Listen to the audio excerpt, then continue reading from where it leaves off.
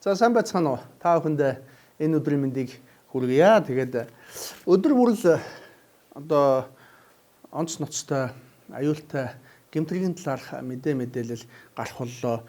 Нийгэм их эвгүй болсон байна. Хамгийн сүүлд гэхэд 4 эмэгтэй нэг эрэгтэйг одоо хүчрхийлээд бензин асгаад шатаасан байх жишээ. За 2-3 жилийн өмнө дөө бас Ханти аймагт бас ах トゥ ойл нэг залуутай муудалцаад за тэгээд бас 5 литр бензин колонкоос аваад асгаж гад шатаагаад алдсан байх жишээ. За мөн дүнчлэн бага насны хүүхдийг хүчрхийлэх гэмтэг одоо бас газар авлаа. Хүний ой ухаанд багтамгүй одоо зүйлүүд сонсогдож ш. Тухайлбал ой 2 сартай хүүхдийг хүчинтлээл гэж байна. 3 настай хүүхдийг 4 настай тийм жижиг хүүхдийг одоо хүчинтэн энэ бол одоо байж болохгүй байхгүй. Энэ чинь зүгээр л хүн араатнууд байхгүй юу.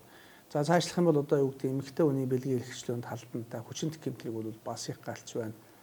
Бүр архины шилийг бэлэг эрхэнд нь шаасан ийм тохиолдол гарч штэ. Ингээд бодохоор энэ онц аюултай гэмтрэгтэй тэмцэх төрийн бодлогын хувьд бол одоо өөрчлөлттэй байна. Тухайлбал энэ дээр ялын бодлогын л чангадах хэрэгтэй байхгүй юу. Цаазаар авахлыг сэргийлэх хэрэгтэй.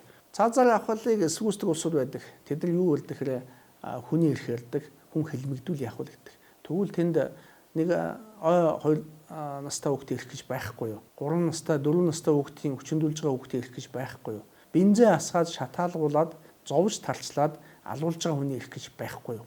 Нөгөө талаасаа хуулийн байгууллага гэдэг нь хүний хэлмэгдүүлдэг бас байгууллага биш шүү дээ. Заавал гимбруудыг нь олж, тогтоож, нотлчиж ялагддаг байхгүй юу? Монгол улсын эргүү ихцэн түүхэн уламжлал бас байна шүү дээ. 5 төрлийн гэмтрэг дээр цаазаар авах ялтай байсан. Сая л энэ элбэгдүүлж ерөнхийлөгчийн үед цаазаар авах явуулыг л тэгэл одоо хүчрэх байхгүй болсон шүү дээ. Хуулиндаа цаазаар авах байсаар байтал ерөнхийлөгч нь би бол цаазыг дэмжихгүй бүх хүнийг одоо уучлална гэж зарлаа. Тэгэл цаазаар авахыг байхгүй болгоцсон. Ял гэдэг чинь бол цэвэрлүүлэх агуулгатай, хүмүүжлийн агуулгатай, улсын сэргийлэх агуулгатай байхгүй. Тэгснээр юу болж ийм хэрэг гэмт хэрэгтэнгүүд чамайг алдсан байхад яа дээ. 10 жил суугаал гарна. Надад нас байна, бие байна гэж л ярьдаг болсон байхгүй.